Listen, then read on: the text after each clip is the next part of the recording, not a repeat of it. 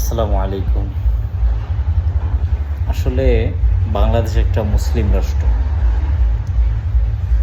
বাংলাদেশের সবচেয়ে ইসলামের দিক দিয়ে পিছিয়ে থাকা হচ্ছে জেলা হচ্ছে উত্তরবঙ্গে, থানা হচ্ছে ভুরুঙ্গামারি, আমার থানা।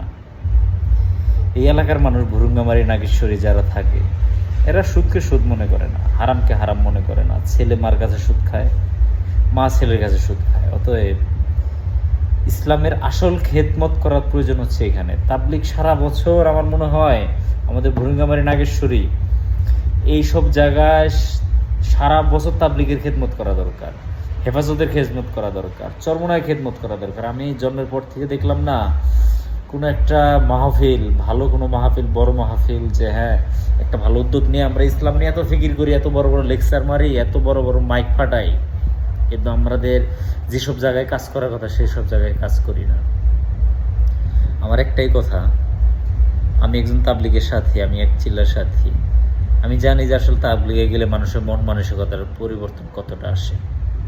আমি বলি আমার মনের ইচ্ছাটা, আমি বলি যদি বাংলাদেশের তাবলিগ, চরমোনাই, তারপর হচ্ছে হেফাজতের যত কর্মকাণ্ড, ইসলামিক যত কর্মকাণ্ড আছে, ভণ্ড না, যে পীরদের কিন্তু ভালো ভালো সংগঠন আছে, যারা পীর করে, খেলাফত করে, তাদের কিন্তু ভালো ভালো দল আছে, ভালো ভালো কর্মকাণ্ড আছে। তারা যদি এসব আমাদের এলাকায় পরিচালনা করে, আমি মনে করি আমাদের ওখানে কোনো ভণ্ডামি, কোনো সুদ, কোনো ঘুষ থাকবে না।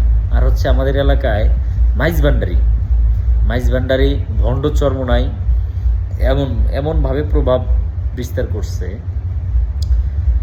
যারা মাছ ভান্ডারি করে তারা বলে নামাজ বলতে কিছু নাই, রোজা বলতে কিছু নাই, রোজা বছরে একটা, নামাজ পড়ে না, তাদের কর্মকাণ্ড একদম অসামাজিক। অতএব আমি মনে করি বাংলাদেশের যত ইসলামিক কর্মকাণ্ড আছে, আমাদের উত্তরবঙ্গে এই জিনিসটা পরিচালনা করা বেশি প্রয়োজন। আপনারা সবাই আমাদের উত্তরবঙ্গে নাগেশ্বরী, ভুরুঙ্গামারি এই দুইটা জায়গায় আপনারা যাবেন, দেখবেন এবং আপনারা এটা সুরাহা করবেন। আমি চাই আল্লাহ তাআলা সবাইকে নেক হায়াত দান করুক, আল্লাহ তাআলা সবাইকে ঠিক হওয়ার তৌফিক দান করুক। কিন্তু আমাদের এখানের মানুষ খুব নির্লজ্জ।